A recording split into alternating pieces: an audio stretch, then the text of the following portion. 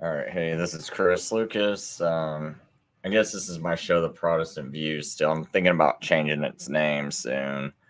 Um, I got off work early tonight, so I thought I'd come home and do a show just with a few things that's been on my mind lately. I watched this video today. Well, listen to it.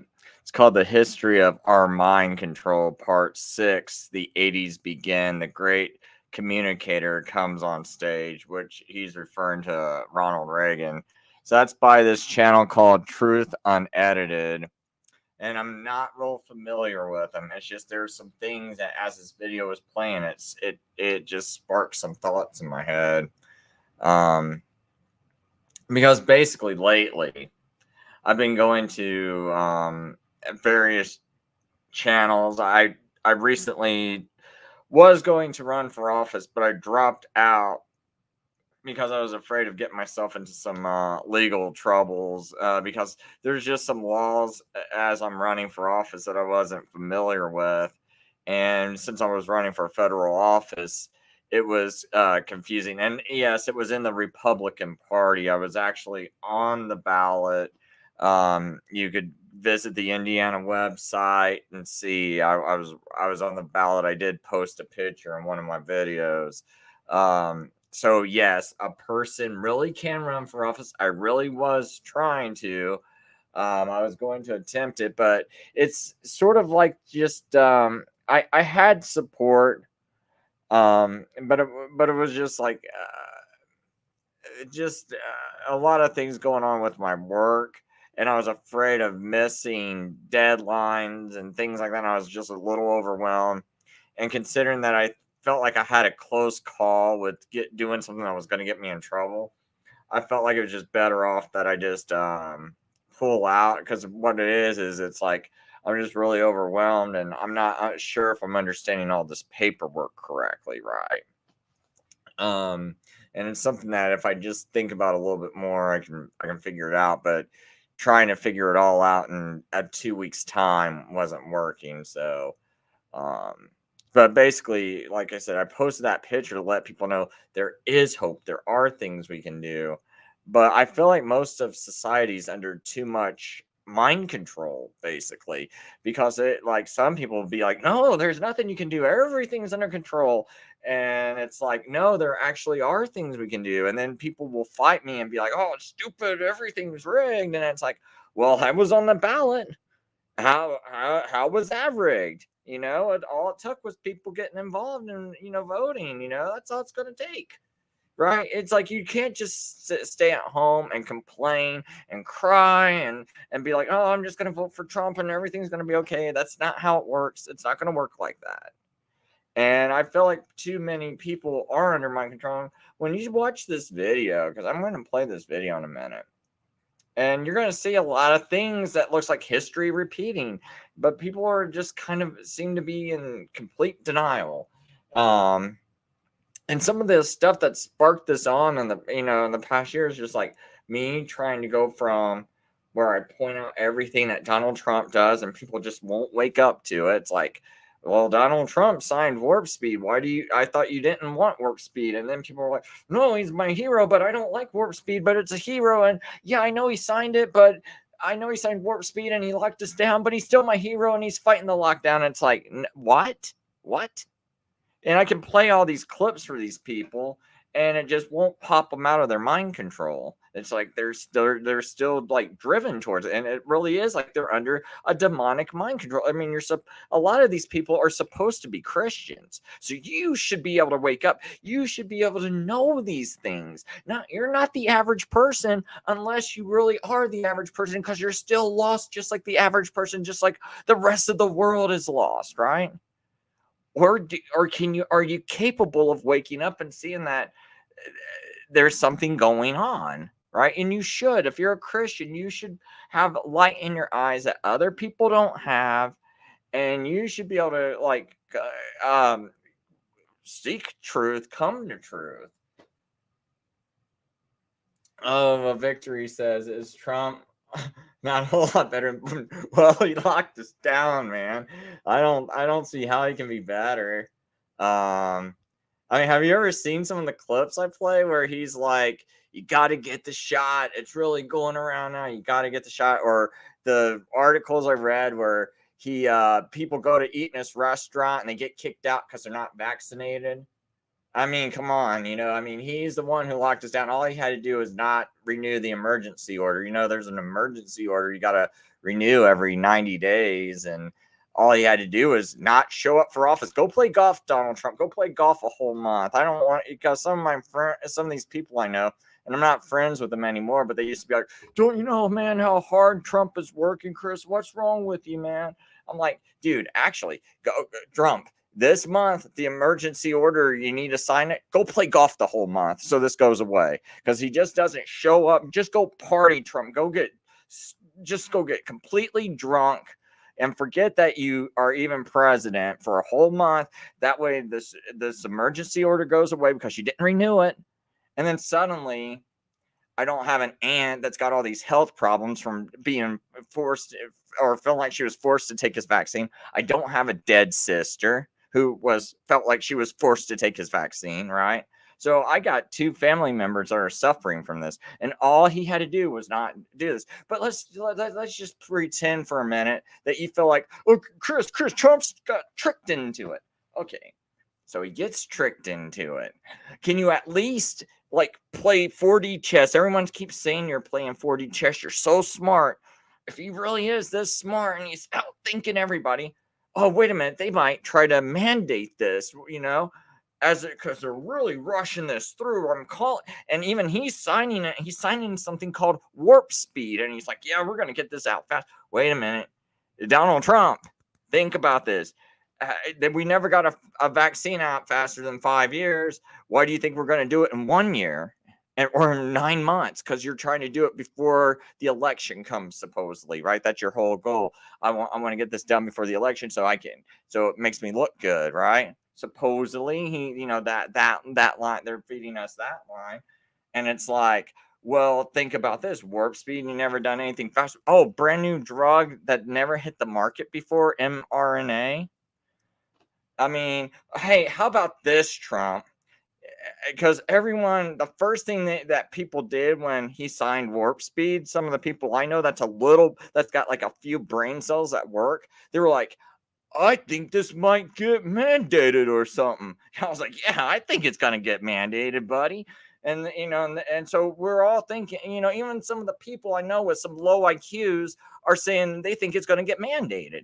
And I'm agreeing with them. I'm like, yeah, this is definitely, they're going to mandate this thing once it gets through. So guess what Trump could have done? If he's as smart as my friends with an IQ of 100, I swear these people, I think they actually got an IQ of 100 and they were figuring it out. Okay, if they could figure out that this thing was going to get mandated and their IQ is about 100, maybe Trump could have said, oh, duh, I could maybe write that this can never be mandated. Like, that doesn't take too much thinking. So obviously Trump's in on it because that doesn't take too much thought, man. So yeah, I think Trump could have done this. Oh, hey, Lamb's Grace. Oh, well, it's so weird to see someone say thank you. I'm so used to people hating me for saying anything. So Victory Street says Biden said and did the same thing and allowed 7+ million illegals in and tanked our economy. Well, Trump tanked our economy by spending $10 trillion on the flu. I mean, that didn't help, did it? I'm pretty sure, yeah, locking us down. And what do you stop everything from people from working for a year? I mean, that didn't help. And then people like me are paying for everyone else to stay at home and work. And then these people, here I am, right? I'm without a face mask or anything because these face masks are supposed to save you. So I'm bravely working, being forced to work with no choice because they're like, nope, if you don't work, you starve. You and your family starve. We get to be safe and you're going to pay for it, Chris, because I'm the one working, not you guys, right? So I'm paying for it. You guys are staying at home. You guys don't care about me. You're not even giving me hero pay for risking my life because you don't care about me, right? No one cares. So, and then after 2 months, because you got to remember, they didn't even have masks because even hospitals said they didn't have masks. I had about 5 different friends I know that work at hospitals, like 2 doctors, 3 nurses, right? And they were complaining about how they had a mask shortage, right, from March to April. And then finally, like around April, they say, now we're going to start mandating people wear masks and everything. And it's like, yeah, you had me work out in public, going to these busy places that everyone's just packing into. And I got to go work in these areas while everyone's flocking, trying to stock up on everything.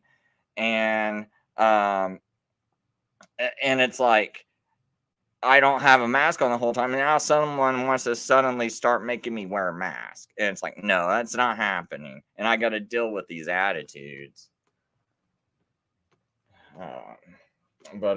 Yeah, I mean, I just think Trump closed one of my friends' businesses down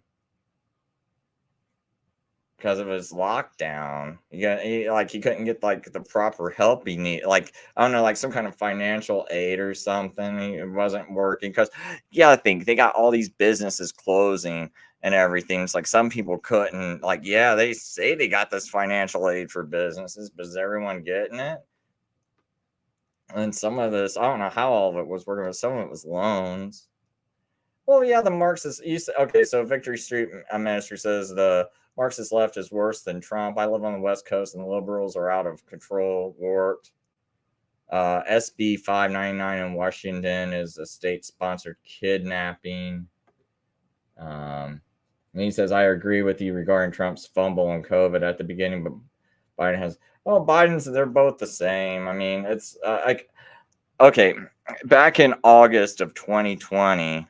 Even back further than that, like around the first of the year, Jared Beck and me both thought that Kamala Harris might wind up winning the vice presidency, and but we both thought Biden was definitely going to win the presidency, the Democrat nomination, right, for president, and because in my thinking behind it was at first, I was thinking they definitely want Trump in for a second term. But when they put Kamala in, I was like, why are they? They're running the worst ticket possible. And then you start hearing these Democrats talk about Donald Trump. Will you step down if you lose? It's like, what? This is like the worst Democrat ticket I've ever seen. And I'm hearing this in like August, right?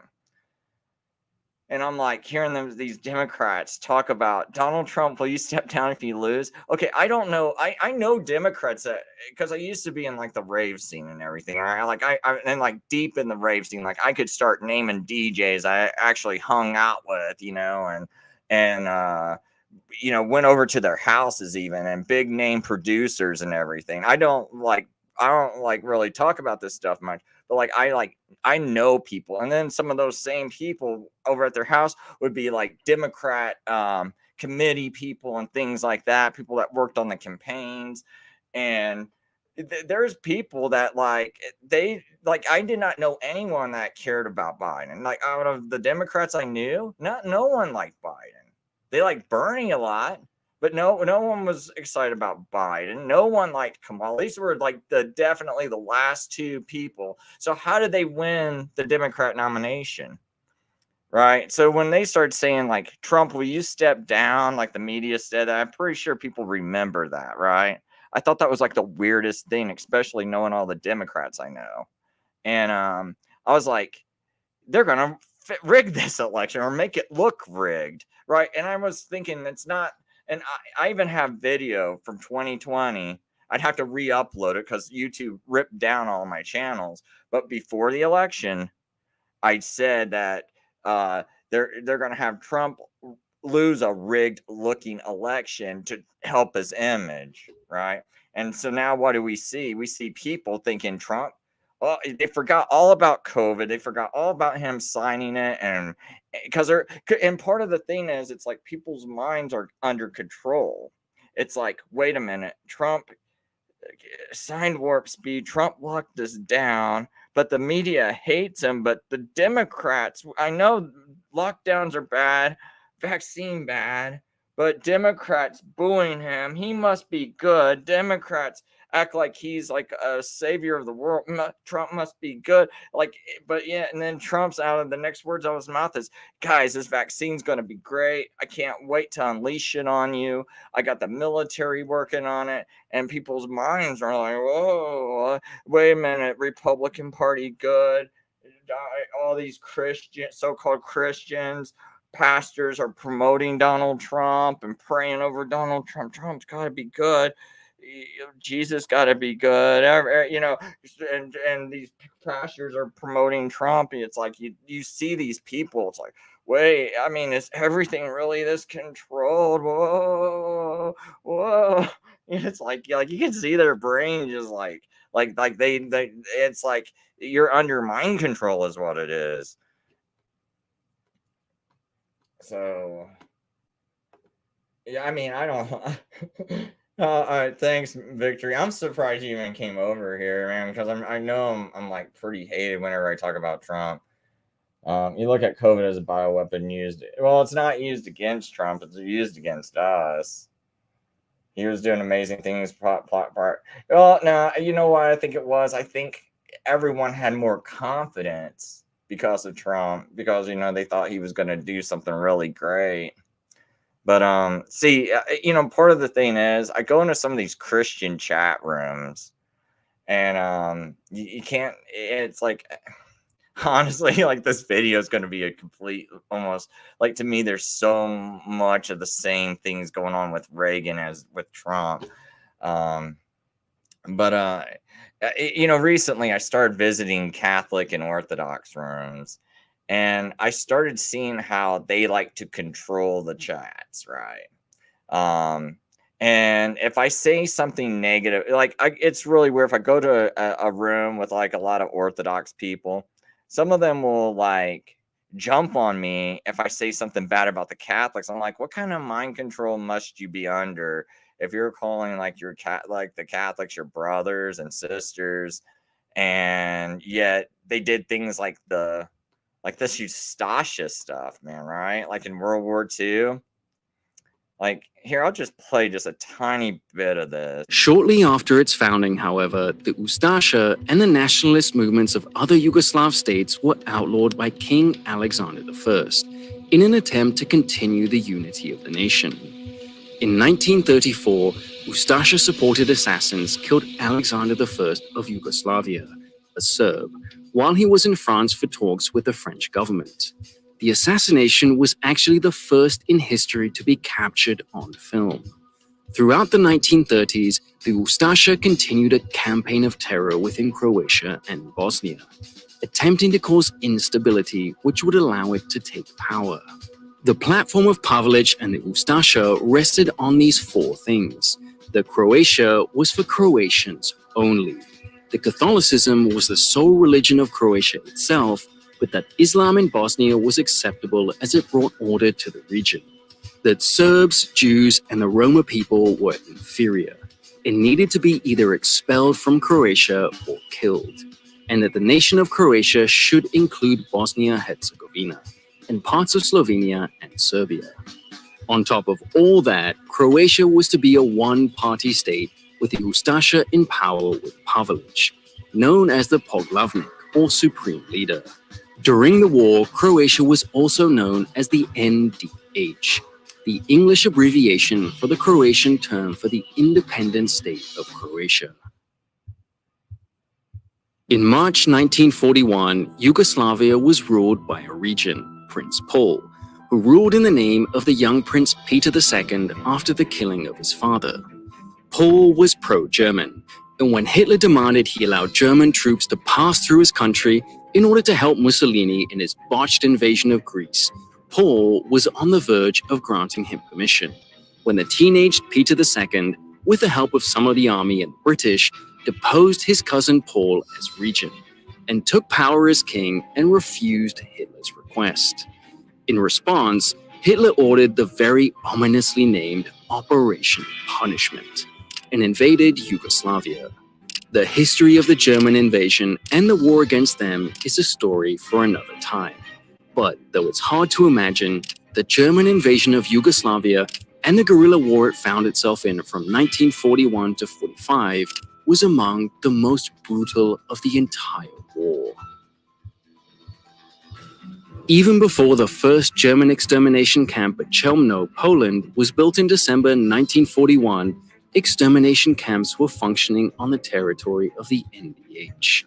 The first camp, Jadowno, was built in May 1941 and operated for only just over 3 months. In that time, thousands of Serbs and Croatian Jews were killed. Estimates run from 10,000 to nearly 70,000. Numbers are hard to come by, as most of the killings took place far from sight, and the victims were never counted, as they were in many German camps. Adding to the confusion over numbers was that most of the victims were tossed or pushed into deep pits, sometimes hundreds of feet deep. Even today, the bones of victims are still being found by cavers and others in the area. Victims were often tied together in groups, with a small group being pushed in first, and the remainder struggling to stay above ground. Children and babies were thrown in. Many women and girls were sexually assaulted beforehand. Other victims were shot where they were found, while others were weighted down and tossed into a local river. At times, groups of people were tied together and had grenades thrown at them.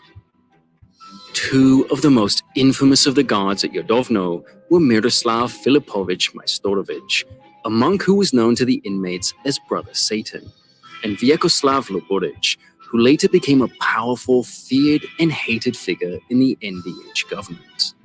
Brother Satan's favorite way of killing was to cut throats with a version of a peculiar type of farming knife used in the Balkans, which was actually a glove with a blade fastened to the wrist. This is what 5 pounds of fat looks like. If we want to lose this or more, check this out. Thinking about Majstorovic bragged that he killed thousands of people in this way during the war. Among the many crimes Loboric committed during the war was one that defies imagination. He stomped children to death, one every morning before he began his day. Making this even worse is that he forced new guards at the Jasenovac camp, to which he was transferred after Jadowno was closed, to do the same. Those who refused were subject to brutal punishment, or sent to a penal battalion fighting the communist partisans. Brother Satan was caught and hung after the war. Loboric escaped to fascist Spain along with Pavelic and was killed in 1969 by agents of the Yugoslav secret police. They used hammers. Jasenovac was not just one camp. It was a complex consisting of a main camp with dozens of satellite camps, most of which were designed for one thing: killing. For a time, the ustasha at Jasenovac used a small gas chamber that used truck exhaust fumes to kill its victims. But this took too long and was unreliable. So, like Jadowno, the killings at Jasenovac were done not by shooting, though that also happened, but by throat cutting, disembowelment, hammer blows to the head, and systematic torture. We won't go into all the details of the things that happened at the Jasenovac camps and others run by the ustasha during the war. So this is kind of like one of the more tame videos about the ustasha, but this was ran by the Catholic clerics, because their whole goal was to only have like the Catholic religion in Croatia. And so what's always odd to me is, see, this video, they only mentioned the Jews, but they were basically killing all the orthodox too. And it's like they were it's like they wanted to forcefully convert a third, kill a third, and just export a third of them out. And so since they're being converted to Catholicism, we know they're running it. You can't say that the Pope doesn't know about this, right? We can't say that the Catholic Church, the Vatican, doesn't know about this. So the Vatican knows about this. In fact, one of the church leaders, Stepanek, who was a part of doing the conversions and everything, Catholic Church tried to canonize this guy.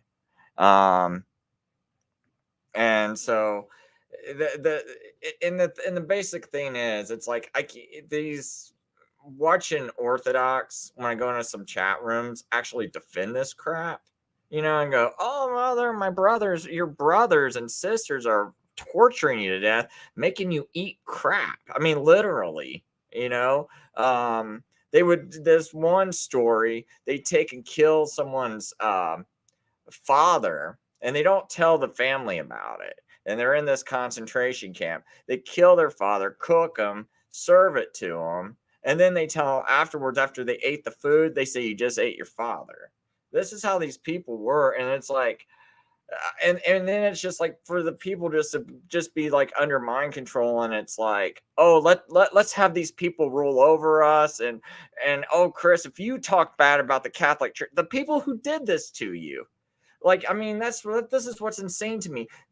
This church and these people did like the most ruthless things, and they're in charge of trying to censor speech throughout the whole world, right? The Catholic Church did. It's like when you watch, they had Chelsea Clinton, as she was speaking at the Vatican Council for Culture.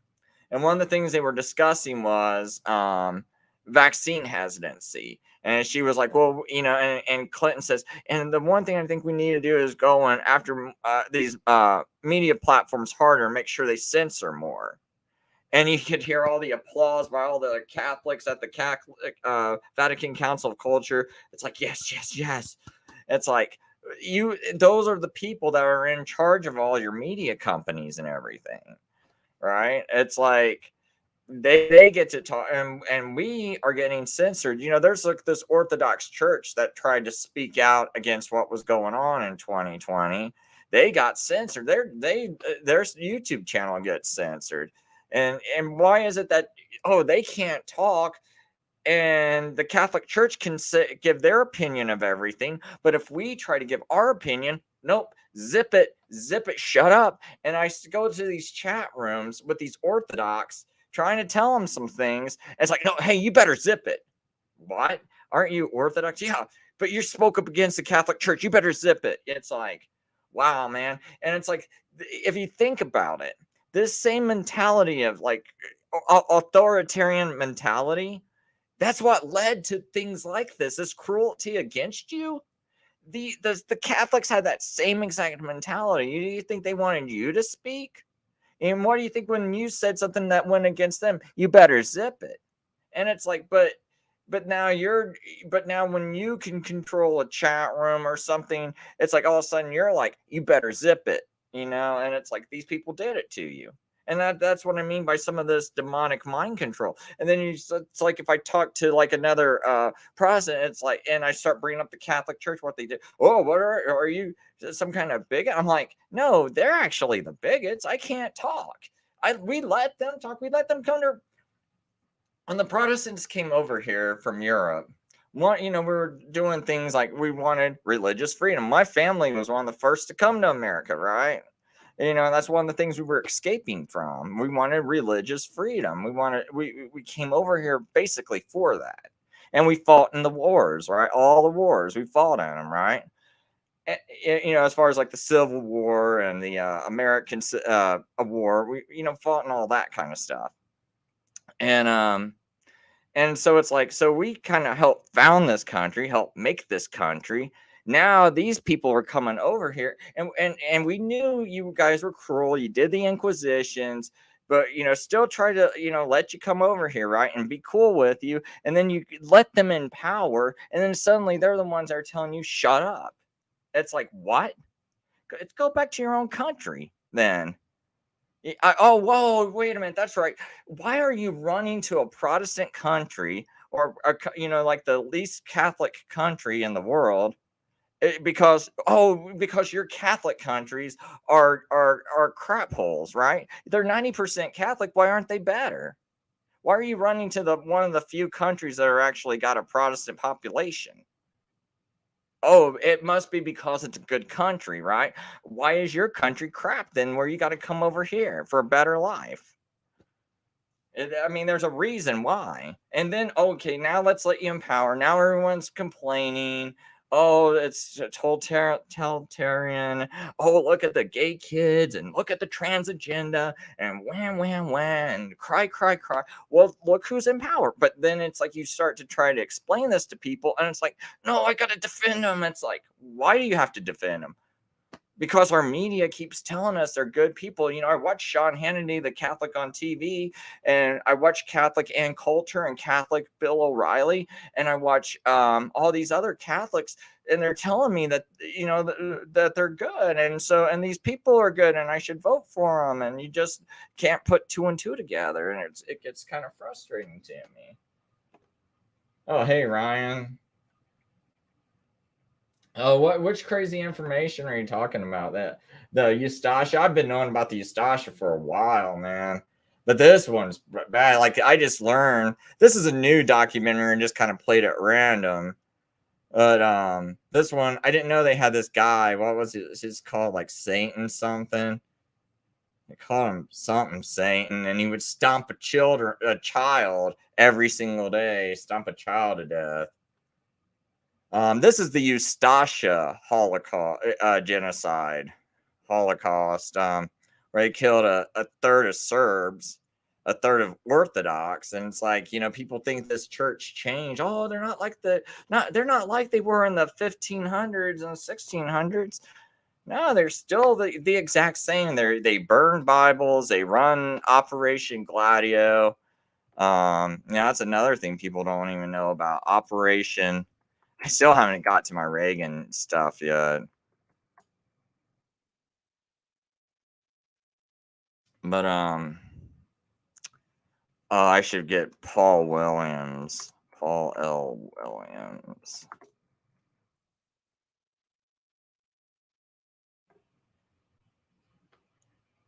In a moment, we're going to be talking with Paul Williams. Paul was back with me about 4 years ago. All right, the conversation, George. I'd just like to echo something that you said, and that's about the Roman Catholic Church. My name is Williams, and people will think that this is a Baptist talking about Catholicism. I was born and raised and confirmed and married as a Roman Catholic. I'm really an Irishman. I'm from a generation of Irish miners. And I worked for the Catholic Church for many years. I was a former instructor at the University of Scranton, as you said. I served for many years as the editor for the Fellowship of Catholic Scholars, and I have never meant to bash the Catholic Church. So I have to say that in the beginning. Okay, I am not a Baptist. I am not a Presbyterian. I am a Catholic. I understand. It's a controversial topic here, but it's. Yeah, he's a former FBI consultant also, and he basically wrote this book called Operation Gladio. And what Operation Gladio is this CIA agency that does all these projects throughout the whole world. And gosh, it's really hard to explain because they do so many things, and to like control various governments, even like the drug trafficking and things like that. Like they run everything, and that's what this guy is basically talking about, is how it's connected to the United States mafia, how it's connected to other mafia type organizations throughout the world, how the Catholic Church is all tied into it. And so you got a Roman Catholic himself exposing all this. And I'm not going to play too much, but I'm just like you have this agency, and people are like, well, why does it look like the United States is messing with this election and this other country? And part of that is tied into this organization called Operation Gladio. Like, it's part of it. Like, and it's tied into all that. It's like started right after World War II. So it's like you got your, like, they just got their hands in every single thing there is. But it's like people, like, I don't know why they don't want to wake up to it.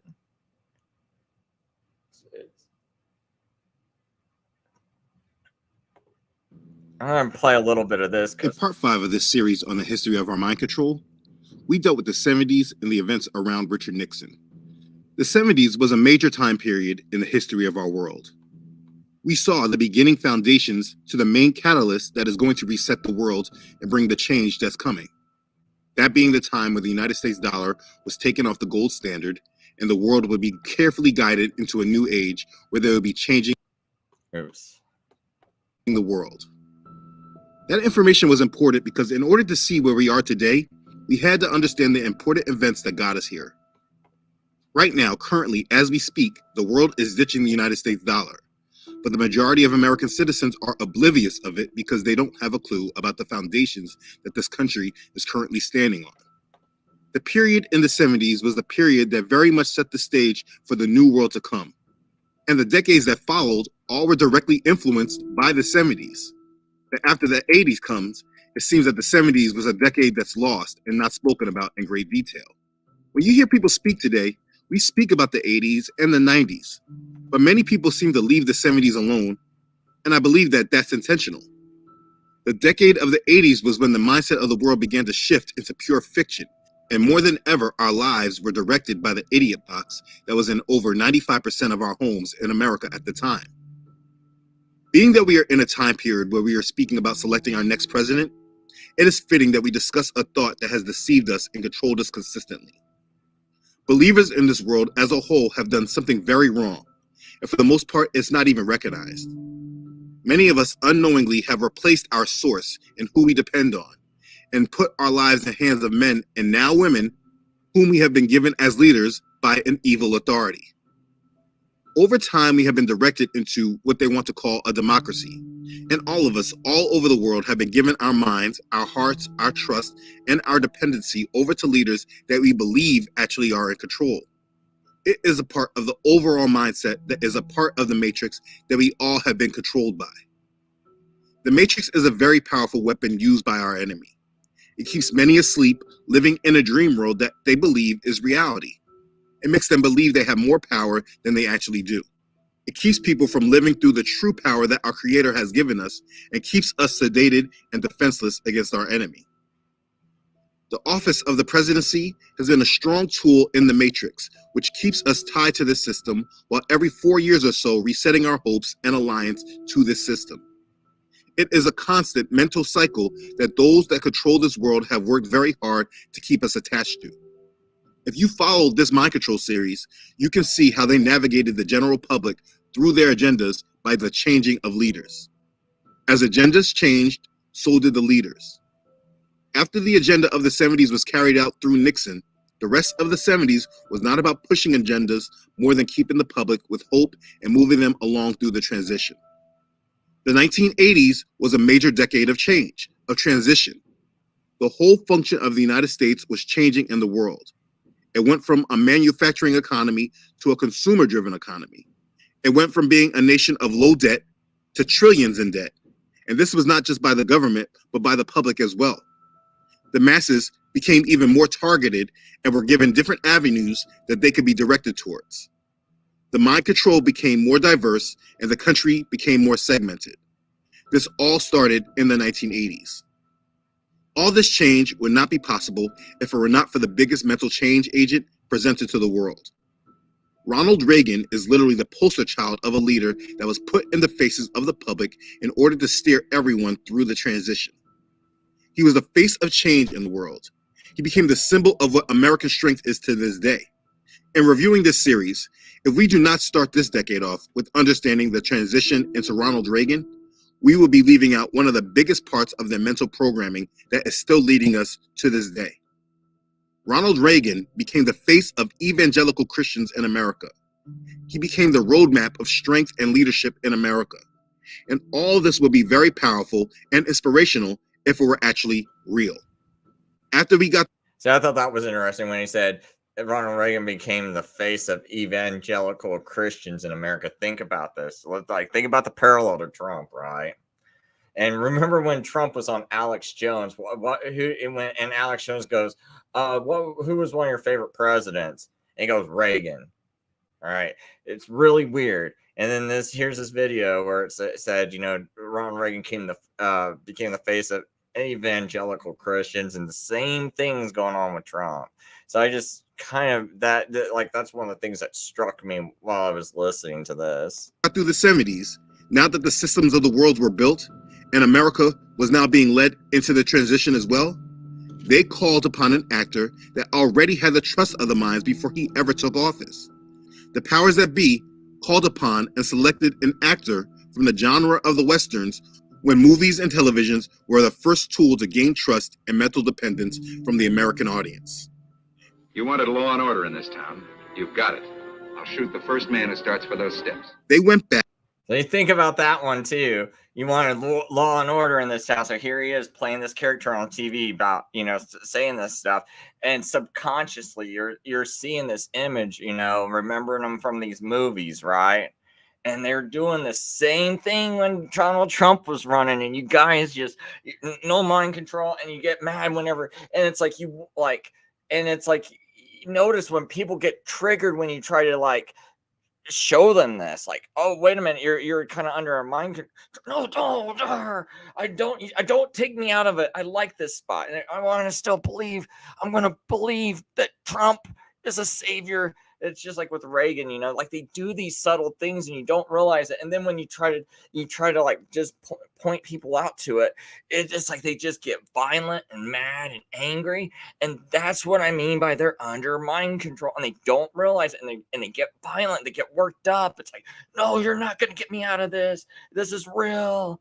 It's like they're doing the same thing to you. It's just so weird because it's like, you remember all those things that they did to make you build up trust to Donald Trump when like the Twin Towers broke down, and they go interview Donald Trump right afterwards, right? And Donald Trump, you know, says, oh, it kind of looked like explosives. And then they save that. And then it's like, we're going to just save this. So they save this. And then they know that they're going to run them in 2016. They already planned this out way ahead of time. But they save it, and then they start playing it for you, and they're like, and you're thinking like, now no one at first when the Twin Towers went down, I was one of the only people out there that was like, I think it was our government. And a lot of people thought I was nuts, right? No one wanted to wake up. They were really mad, you know. But then, 10 years go by. Then suddenly other people, like a lot of people, you know, it's like you suggest that ideal to them. And it's like, yeah, that doesn't sound so crazy. Why did that third building go down? No plane hit that third building, but yet it fell down just like the others. And, oh, that's pretty weird that those went down like that. And, you know, and then you start thinking about the stuff with Pat Tillman and all that, you know, and that fishy looking stuff about him dying and by friendly fire, supposedly, right? And all this other stuff going on. And it's like, and now, but see, now you give those people a chance. But see, Bush is out of office by now. Now he's out in the clear. He's out of office. And it's like, and now people are just starting to wake up. And then it's like, oh, they're so upset about Obama, and now they're just itching, man. Come on, oh man. And then now they got Trump coming out, and it's like, oh, we're gonna have a change, you know. And it's like, even they had everything felt like it was on the cusp of World War III, because I remember like it looked like they were really poking at the bear in Russia right before that election too. And I was like, man, if Hillary wins, I feel like we're going to go into World War III. I mean, that was just the general feeling, because it just seemed like they wanted war with Russia so bad. And then you see Trump, and it's like, he looks like he's not going to be this warmonger, and oh, he's talking about the buildings, and they look like they went down with an explosion. Oh, he's on Alex Jones. Hey, he's one of us. He's one of us, right? That's what people are thinking. They gained you like that, just like they did with Reagan. But if I start to say it, oh, boom, no, you're not going to take me out of this reality. Back and cashed in on the mental program they started with, and were able to bring about a leader that will lead them through a period of hope and transition that has brought us to the very moment in time that we are in today.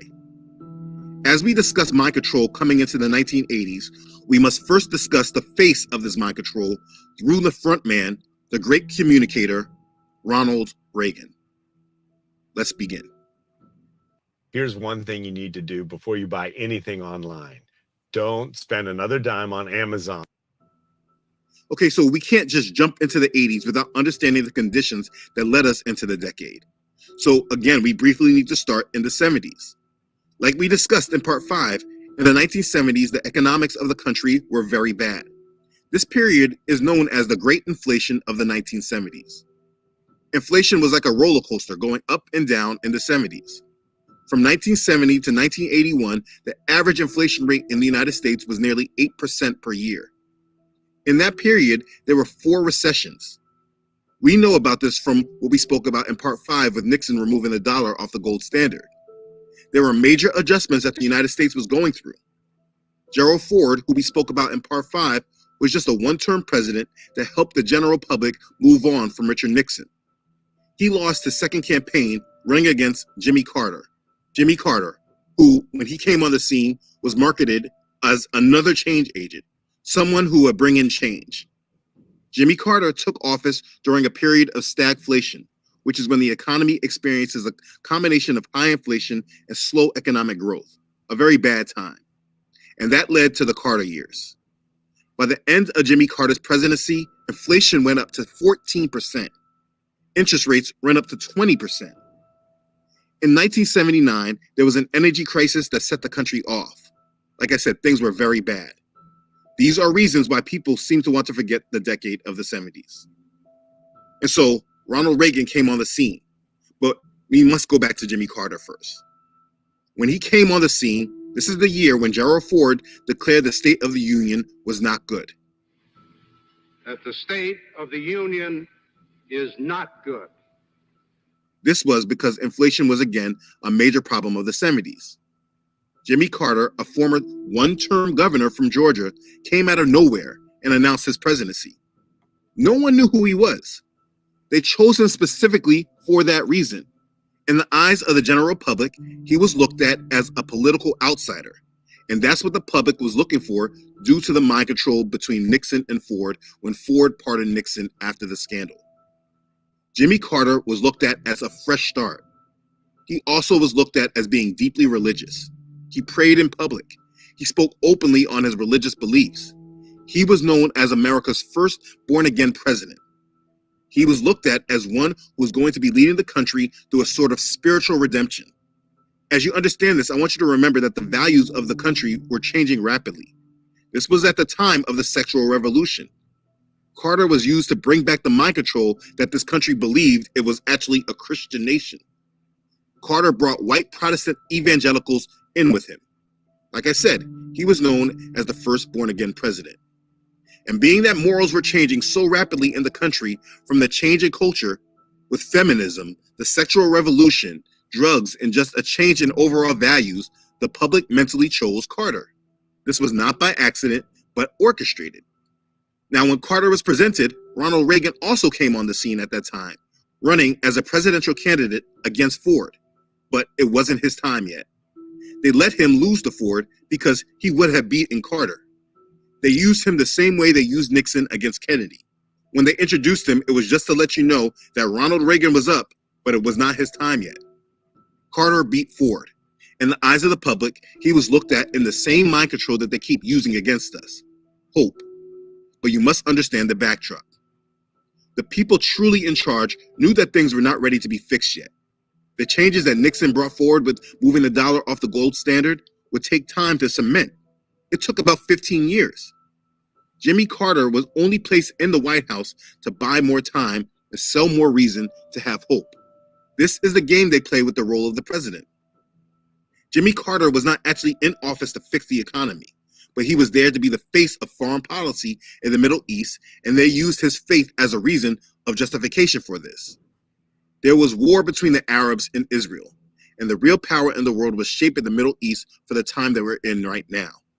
You can read and learn all about what Jimmy Carter was said to be doing when he took his trips in the Middle East, or when he hosted a summit bringing leaders of the Middle East to the United States for a summit. This is when he was promoted as bringing Egyptian President Sadat and Israeli Prime Minister Menachem to discuss peace in the Middle East. It was at this time in 1978 they signed a peace treaty. Egypt recognized Israel's right to exist. And this whole agenda began the conflict we now have with Iran, who before all of this were once allies with the United States. Before this, Ayatollah Khomeini was an Iranian priest who was exiled from Iran living in Paris. He rejected the peace treaty and called for his supporters to build an Islamic state not dependent on the West. This was all in public view, but you will not truly understand what was actually happening behind the scenes unless you read about it from other sources, particularly in David Rockefeller's book, Memoirs, in chapter 24, when he speaks about the Shah in Iran. When you understand the dealings that these power brokers were making in the Middle East and around the world, you will see that what you see happening in the public with our presidents is not truly what is influencing the decisions of this world.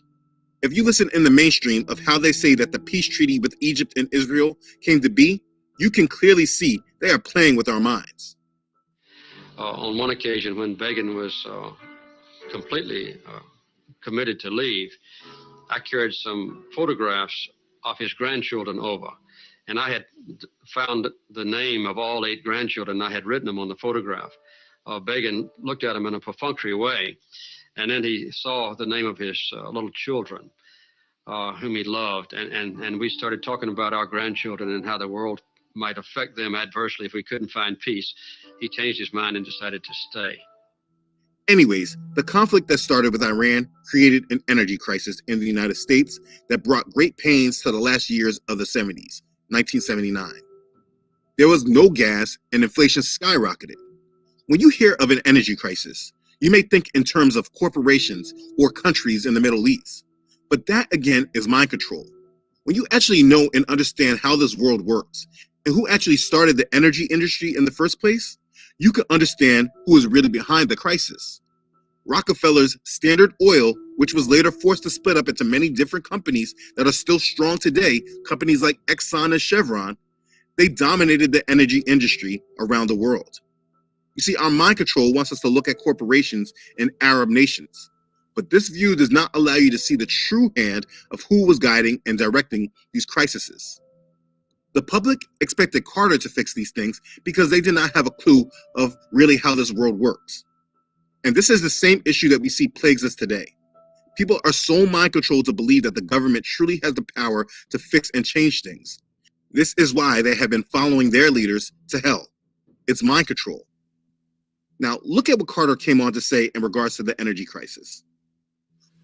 So I want to speak to you first tonight about a subject even more serious than energy or inflation. I want to talk to you right now about a fundamental threat to American democracy. It is a crisis of confidence. For the first time in the history of our country, a majority of our people believe that the next 5 years will be worse than the past 5 years. 2/3 of our people do not even vote. Human identity is no longer defined by what one does, but by what one owns. When he did this, the media said it was almost a sermon. But if you look at it objectively, you can see that he was not there to fix things. He was there for the mental programming of keeping us, the general public, in their web of control. Look at the world today. Do you think people have woken up to this? But anyways, the media again controlled the minds of the public, and people began to hate Carter even more. Towards the end of 1979, the Shah of Iran was admitted to the United States for medical treatment for cancer. And it was this event that started the main conflict we now have with Iran. It was at this time when Iranians took hostages from the United States Embassy in Iran. Iranians burning the United States flag and saying they would keep the hostages until the United States sent the Shah back to Iran.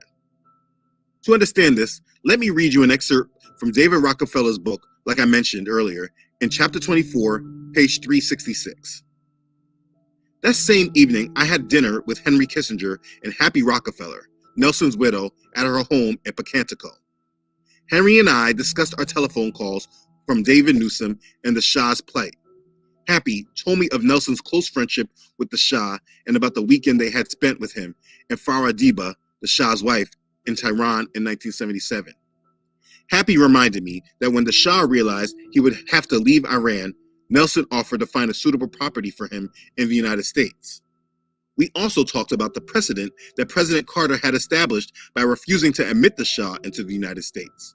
Both of us believed our allies, particularly those in the Middle East such as Sadat and King Hussein, who had taken great risk on our behalf, were likely to entertain second thoughts about the dependability of the United States in light of this action. In view of these concerns and Nelson's offer, Henry and I agreed to do what we could to help the Shah while the Carter administration continued to mull over whether and under what circumstances he might be admitted to the United States. Now, as I said before, I do not listen to these ridiculous explanations. But what I'm trying to show you is that while the public believes that it was the United States government bringing in the Shah to the United States for help, it was actually the Rockefeller family who directed this. This is one event, but what the public believes was happening is quite different than the reality. This is evidence of mind control. I'm just slowly walking you through this so you can see how the general public was steered. And so from this, Iranians have United States hostages, and what is the first thing that Carter does? He says that the United States will no longer buy oil from Iran.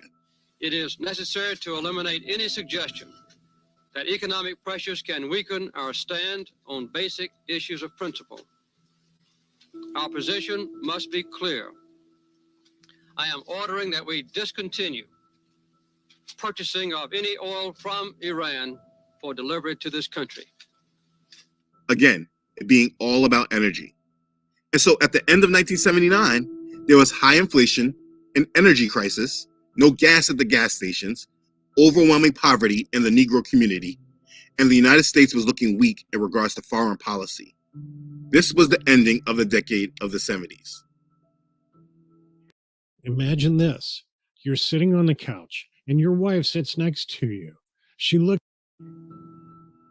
If you go through the history of that decade of the 70s, it is very easy to see that the puppet masters used the 70s as a period of setting up their chessboard.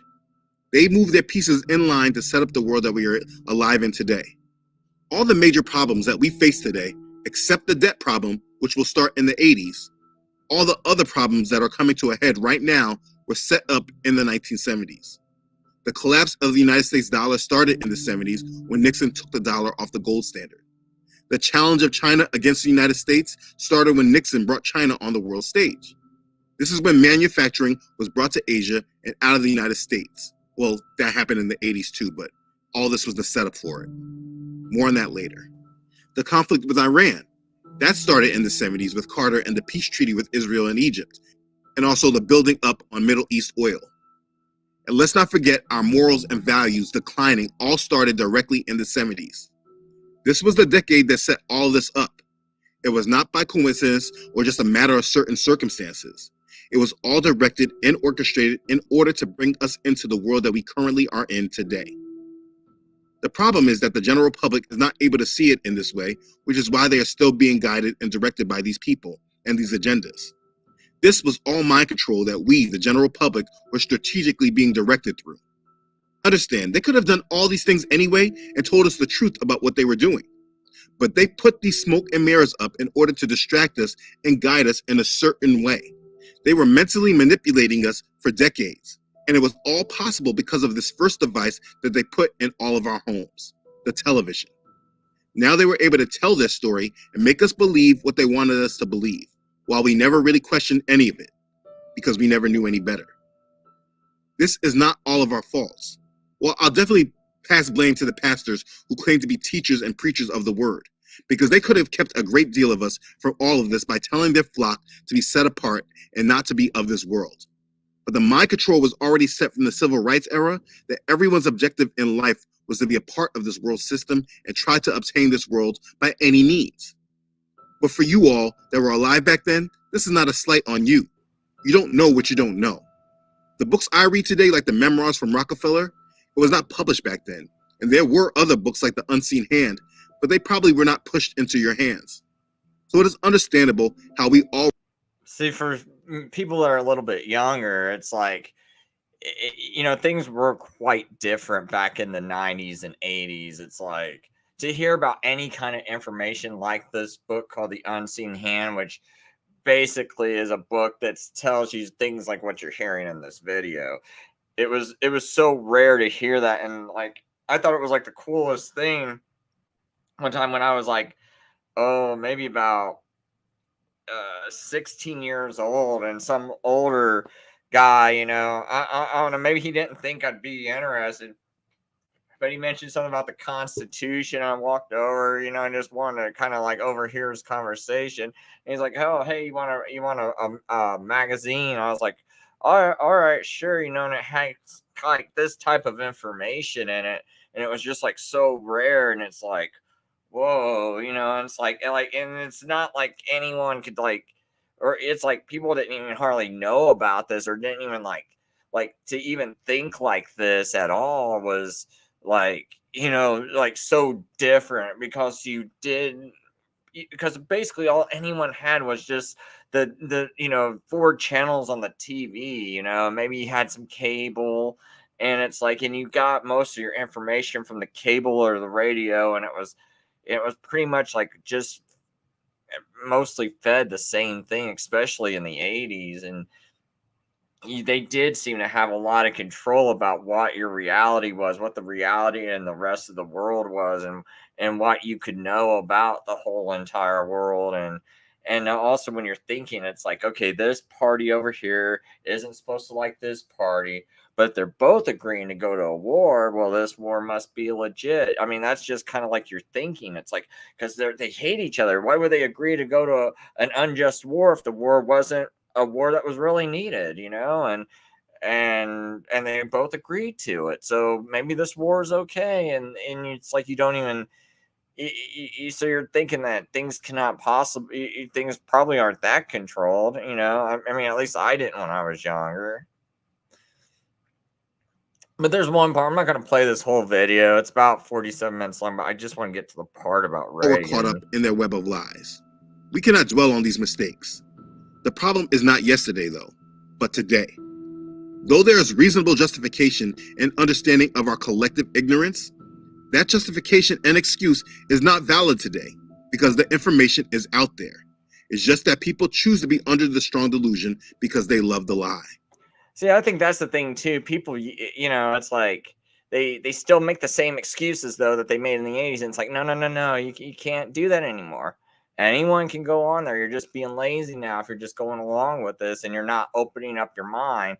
But they're still kind of in that same kind of condition, and it's a little bit disturbing, when I see like today and people are still trying to be all, authoritarian, and like, oh, I don't want to hear what you have to say. It's like, well, did you ever even entertain this? Like, these people in this one, like I said, in this one, in a couple of these orthodox channels I went into, just trying to see what they would think. When they started getting all authoritarian on me, it's like, whoa. I was like, did you ever look into the ustasha? Well, no, I haven't looked into it, but I know you're wrong.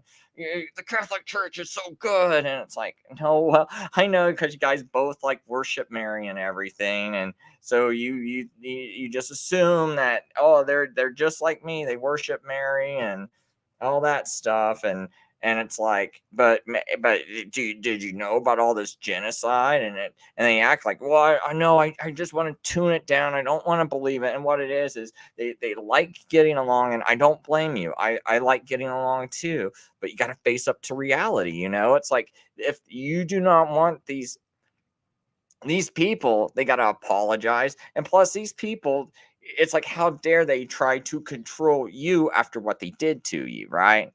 And it's like, and you should know about what they did. I don't know, like, what's so bad? I mean, why is it that you just don't even want to know? It's like, so you just want to pretend like this never happened. I mean, that's great. You want to be forgiving, move along and everything. But why don't you at least be mindful, when you see this power take over most of the world, you see most of the world going to meet with it and everything. And you see that every time it gets a lot of power someplace, it does things like this, and it's like, and then I guess it's like you see this, like they got this mentality, you know, and I never really thought about it until I started talking with them, where they go, well, you know, our church authorities, you know, like you Protestants and you other religions, you don't have like this like ancient authority, and my church is ancient, and you should go to an ancient church. Oh, the Catholic Church is ancient, so oh, we're going to ancient churches, while these Protestants are like some kind of new heretical thing that just came out, and it's not steeped in any kind of ancient culture, and so they look down on you. And then it's like, but you know, we're getting our teachings from our church and our authorities in our church, and so it's kind of like they set up this authority that can't be questioned, you know. And then I started thinking about this, and that's like, well, where do I get this other general feeling from? Oh, 2020 with the medical authorities. You know, it's like, hey, how dare you? You're not, how dare you ask them how this thing works, or if this is safe? How dare you? You shut up. They're the authorities, not you. Do you got a medical degree? It's kind of like, oh, do you got the seminary degree?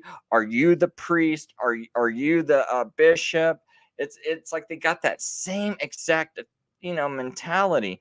Now think about this. You know, you got the Catholics running the things, and you see the Catholics and the Orthodox, that same sort of mentality. And then when they get into government, look at that. Look what happened. Hey, you can't question the agenda. No, you can't question that vaccine. You can't question it. You can't ask if it works. You can't question the lockdown. It works. You can't question putting on a mask. They got that same authoritarian thing going on, right? Where you can't question that, oh, we're the authorities. And now when it's like, and then you see how they're trying to work the medical establishment the same way they work their church establishment and get their whole congregation to go along with it. Oh, well, I'm not going to, I can't interpret this text for myself. I'm not allowed to read a Bible and interpret the text for myself. I got this church authority. I got this ancient, church authority, you know, that wrote this. I got my pastor that says this. And so if I'm going along with this, this is good. And they're going to tell me how to think about this, right? And it's like you see that same thing with their medical stuff, the government stuff, everything, you know. But it's like, but now if you get these same people, okay, so we got Catholics and the CDC, like Robert Redfield, Tony Fauci, and others, and even running some of these companies like Boncel, and I know he runs Moderna, and he went to a Jesuit college, and I know you got people like that in Pfizer too.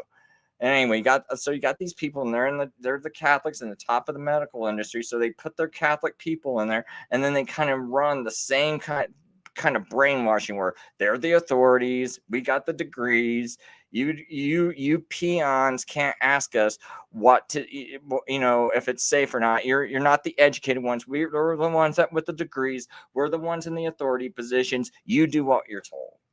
It's like the same thing. I started noticing that, right? That's kind of why when I was like thinking about this video right before the show, I was like, oh, I think I'm going to do a show mentioning that, just to get those wheels turning, and don't be afraid to let them turn, you know.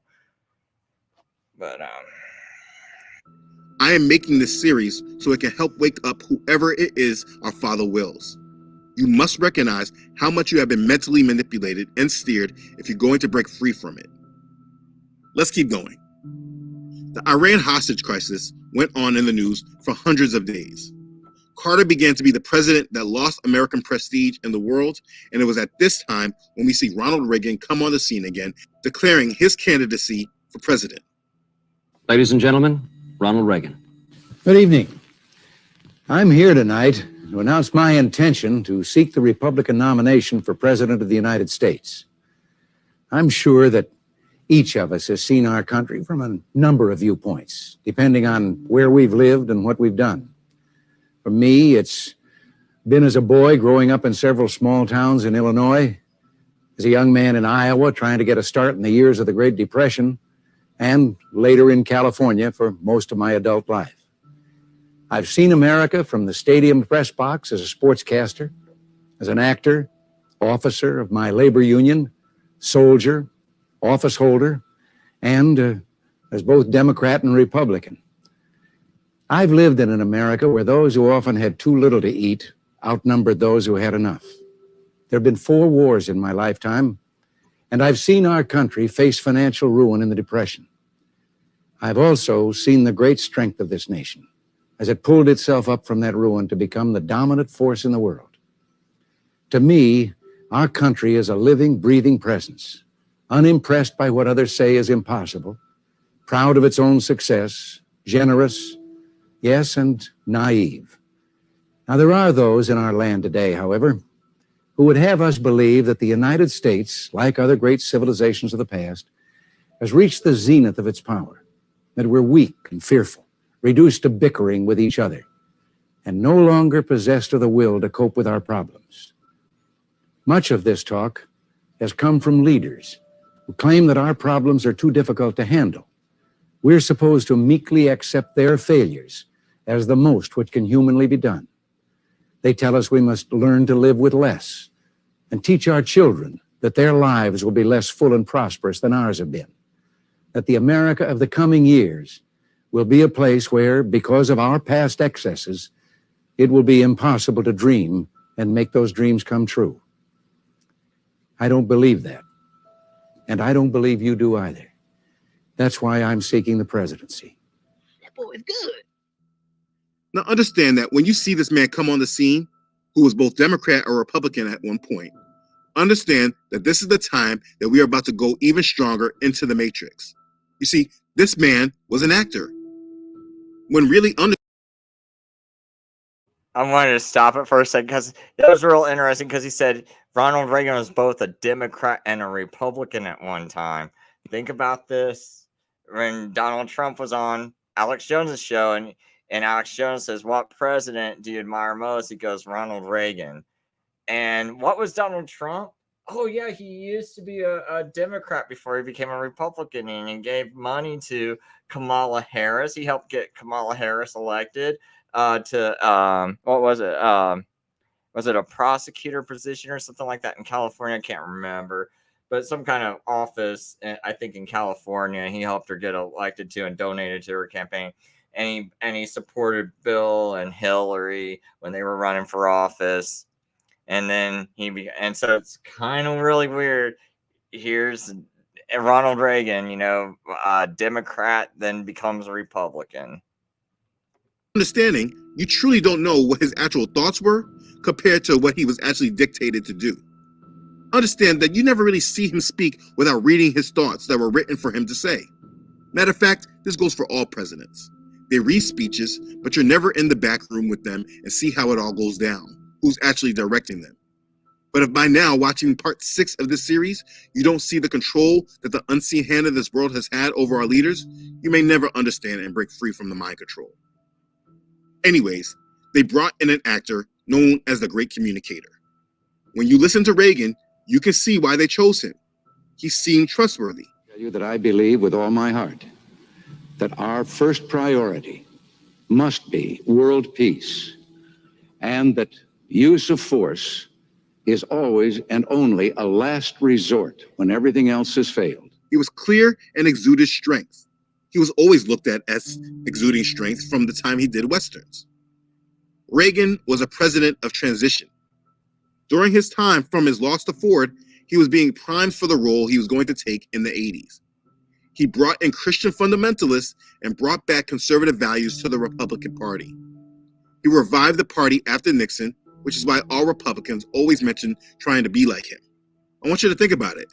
When Republicans speak, they always go back to Reagan. American civics and the Constitution in our schools in a really big way, just like President Reagan asked for in his farewell address back in 1989. This is a time for those of us that have the experience, the tested experience, and a commitment to the conservative agenda that Ronald Reagan brought forward in this party. As I said at the top of this debate, whether we're going to stand on the foundation of that conservative agenda that Ronald Reagan poured, or whether we're going to follow. We're going to do it in the state-by-state direction. And why? Because as Reagan said in his day, this is our time for choosing.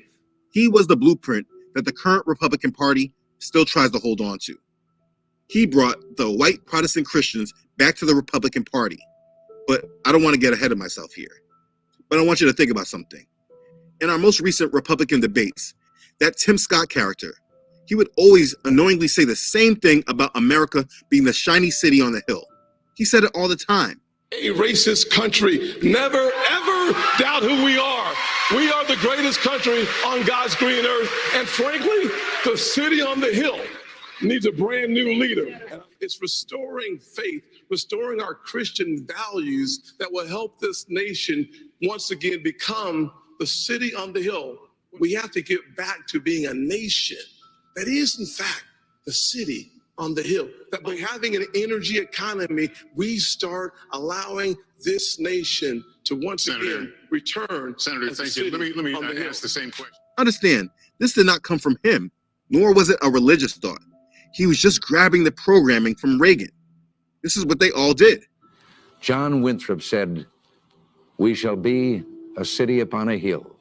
For I believe that Americans in 1980 are every bit as committed to that vision of a shining city on a hill as were those long ago settlers. We did protect and pass on lovingly that shining city on a hill." Or what about this famous line? Let us pledge to each other, with this great lady looking on, that we can, and so help us God, we will make America great again. Thank you very much. Can you see the mind control? Ronald Reagan won by a landslide against Carter. And the mind control from the Christian Protestant pastors in America now are bringing the Christian values into the Republican Party like never before. The party of Ronald Reagan began to define what we know as Christian values in America. The basis of Christianity in America today, within white America, is built off the foundation of Ronald Reagan. Has spread the word of God to every corner of the globe and made him one of the most inspirational spiritual leaders of the 20th century. As a deeply committed Christian, his challenge to accept Jesus Christ has lifted the hearts, assuaged the sorrows, and renewed the hopes of millions. Billy Graham is an American who lives first and always for his fellow citizens. In honoring him, we give thanks for God's greatest spiritual gifts, faith, hope, and love. And so if you ever want to understand the foundation of the beliefs in Christianity within the Caucasian segment of the United States population, you will find that their beliefs were built not from a strong biblical revolution, but from a leader who declared belief in God and spoke about the Bible in a general sense, and to gain the trust of the public. It's important to mention and note that this was not the mind control that was directed in the Negro community, because since Michael King, 90% of the Negroes in America voted Democrat. Their Christian faith was tied to the Democrats. But if you look right now and you see the divide in Christianity today, and you want to understand how there could be such a divide at what is known as Christian values, this divide started when Reagan took over the party. Now, it could be obvious that certain Republican conservative values align more with Scripture than does liberal Democrats. But the white Christian Republicans were completely mind controlled to a false Christian religion just as much as the Negro Democratic Christians, all because they were following politics and false leaders more than they were following the word. Because while some issues and stances that the Republican Party takes can be based upon a biblical understanding, they definitely are trapped in idolatry, which is why the rich are tied to the Republican Party. But we'll get to more of that when we deal with money and what happened in the 80s in regards to Reagan and greed. I'm just saying there is a level of hypocrisy that is not seen.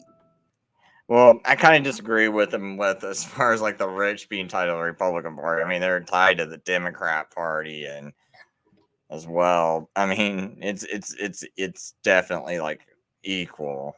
In fact, maybe I know more people with money that are Democrats than are Republicans, but I don't want to play this whole video. I was hoping it was going to play the part, and I'm not sure where it is, where basically once Reagan got elected, so they had the Iranian hostage crisis, and as soon as Reagan gets elected, like the very next day or something after his inauguration, they release all the hostages, and it made Reagan look like he's some kind of strong president, right? And another one, so Reagan's got all this momentum. You can see how this like video showed you how things look like they were so dire, and then now comes Reagan, and it's just set up for him to look like this like great president, right? And the way he's speaking and appealing to the masses, and some of the things that this did was, it's like, you have Iran Contra going on, and Reagan's still able to survive it, sort of like Trump and COVID, and Trump locking people down, and Trump still hero somehow. It's like, man, this guy's still the greatest president we ever had, even though he locked us down, spent $10 trillion on COVID, pushed something that so many Christians were crying that looks like the mark of the beast. Yet, he's our hero. Wow, it's like, like the mind is like so controlled. And it's like, so Reagan could do all these same things, the way they set it up, and like you had like you look, the situation looked bad with Carter, it looked so bad leading up to it, and suddenly Reagan gets on the scene, he looks like some kind of hero, just kind of like Trump. You had Obama for 8 years, and people were like, I can't take it. Oh no, Hillary's gonna be here. It looks like we're on the verge of World War III. Trump comes on. It doesn't look like America's such a warmonger anymore, at least on the surface. And sorry, man, my cat's driving me crazy. But anyway, another thing Reagan did was, when Abraham Lincoln got assassinated, he was like all 10 co-conspirators were Roman Catholic, and this is recorded in the Brigadier General's book, Thomas Harris. He's a brigadier general in about 1890. He oversaw the trial of all 10 of the co-conspirators behind the assassination of Abraham Lincoln. And in his book, he writes that they were all Roman Catholic, and there was so much evidence that the Vatican was behind this, that you could convict the Pope of being behind the assassination of Abraham Lincoln. And he wrote about that and talked about that publicly. And and John Surratt was even found hiding out as one of the Pope's bodyguards. And so anyway, the United States, they broke off diplomatic relations with the Vatican, created laws preventing it. And then when Ronald Reagan gets president, and I want to say January of 1984, I know it was 1984, but I'm thinking it was January of 1984, that he removes those laws so a Vatican embassy could be created. That's like another thing he did. He reestablished ties with the Vatican. Not only that, Reagan had the most Catholic cabinet, and I think almost every single person he appointed was Roman Catholic. And it just kind of also reminds me of Trump. Like almost everybody Trump appointed Roman Catholic. Even Bush, though, everyone Bush appointed. It's like after Ronald Reagan, that just was like the norm. But anyway, I'm not gonna play the rest of this video. My kids are like up. I know people are like, "Oh, don't." Isn't it 3 a.m. in the morning where you live? Yes, and my kids are wide awake. So I'm going to go cut this show short. I dropped this link in the chat, but I think I got most of my points out. It's just in general, I just see a lot of, I am concerned about, the state of people's minds and how they just, think they're so awake and they're so Christian. And I think that's like, it makes me real nervous about people, when it's like, they claim to be Christian and they can't wake up to this. Like, this looks like some pretty easy stuff to wake up. And I can understand why the rest of the world's not awake. If they're not Christian, of course, it's like they're in the dark. They're going to be stumbling around. They're going to be controlled. They're not going to see this. What I don't understand is why a Christian can't see it. And especially when people are trying to be like, hey, I would like to talk to a Muslim, but I want a Muslim to be open and honest when I share truth with them. Or I want an atheist to, when I talk to them, it's like, I want them to be honest and open and be willing to, be convinced of something contrary to what they already believe. But yeah, you know, a lot of other people, it's like for some reason, if they think they're already right, they're just not gonna, they just don't want to move from it. And I really see a lot of this going on with a lot of the people that call themselves Christian. And I just think people need to re-examine everything they believe. And like, you know, because when I do some of my videos, I notice I lose a lot of subscribers per week. Now people see that Chris, you had 500 and something last week and you got 500 this week. Hey, how did you lose all these subscribers? It's like I lose the same amount of gain, you know, it's, or I'll lose 20, gain 21, or lose like 23 and gain 20. So it's like I go up 3, even though I have 20 new subscribers, but 23 quit. And it's just because of some of these videos I do. It's, you know, like I'm just trying to learn.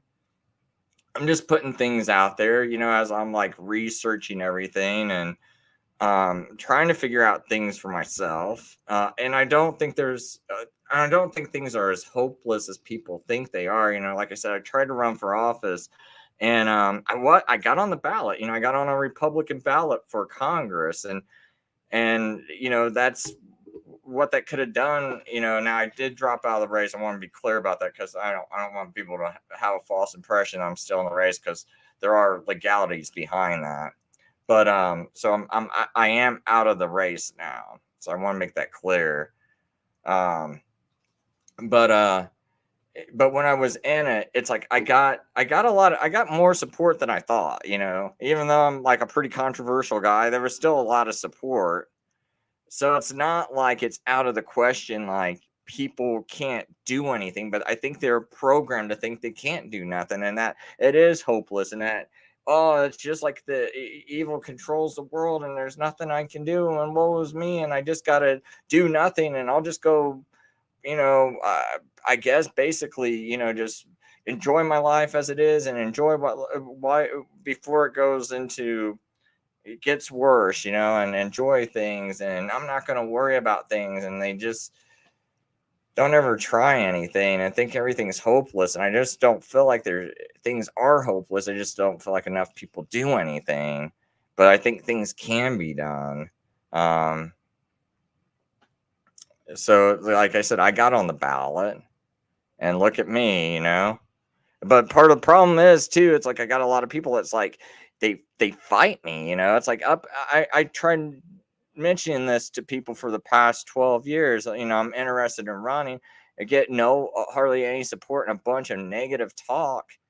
And I'm like, don't you guys want to change? And they're just like so convinced that you can't change anything, and or that you can't win an office. And it's like, well, did you ever try? It's like, no. Well, and they'll just call you stupid for even trying. But it's like, if you never tried, it's like, how can you even know if it's impossible or not? I mean, like, this stuff's like, it doesn't look that impossible to me. If I could have got a little help, I think I could have ran, but you know, it's like I'm a little overwhelmed, you know, because I have to work and everything. And but I think there is hope, you know, if people want to change. I mean, if they just want to keep pretending that, you know, and like, no, this thing I believe, it's true, I'm just gonna stay in there, and I'm not gonna think, I'm just gonna, you know, let these authorities dictate what reality is to me, then that's just gonna be the course. But yeah, exactly, man. Stefan, if you never try, you never know. I'm just telling people, man, it's like it's definitely possible. I should show people that it's possible. You know, let me show some people something, because they might not have seen this. Go on my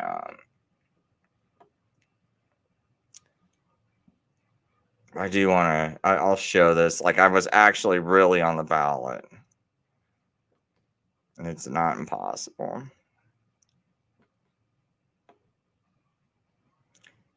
Aha, here we go.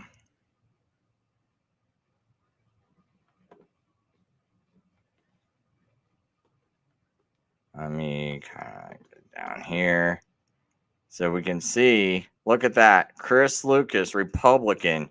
United States Representative, 4th District, February 1st, 2024. And there's the incumbent, Jim Baird, right there. It's an old man. All I had to do was beat him. It was pretty easy. If I knew my job was going to cut back my hours, I would have just stayed in there, you know. But it's like I did not want to risk getting in trouble. And I had no idea that my job was just going to suddenly cut back all my hours. And so it's kind of frustrating.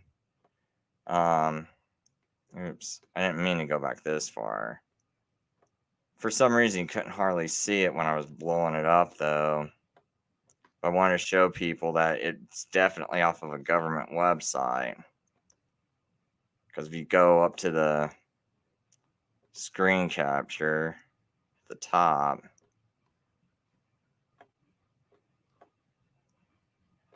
but see right here, oh, well, I guess that part got cut out.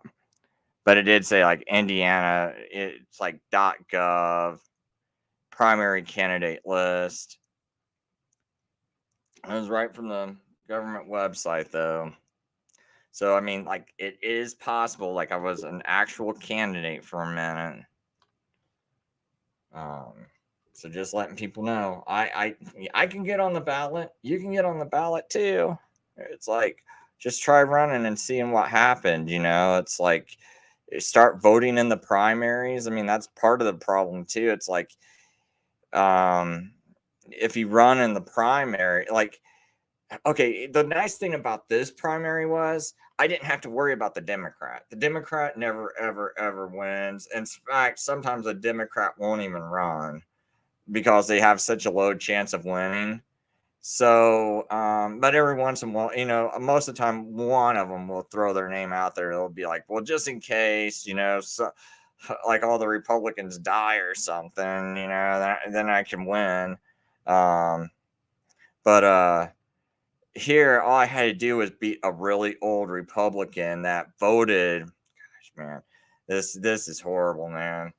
Because I started thinking about, like, if I knew my work was just going to cut back my hours, I could have easily handled everything. But this old guy that no one wants, and I felt like I just had to kind of just look a little hip. And say, hey, I'm against the vaccine. This dude voted for it. This dude, I was against the lockdown. This guy was for it. Who do you want? And these other people, they didn't have much personality behind them, right? So it's like, yeah, I might say some crazy things, but you knew I was against the vaccine. You knew I was against the lockdown. So I felt like that would have been real easy, super easy. But anyway, that's my show. Thanks for watching.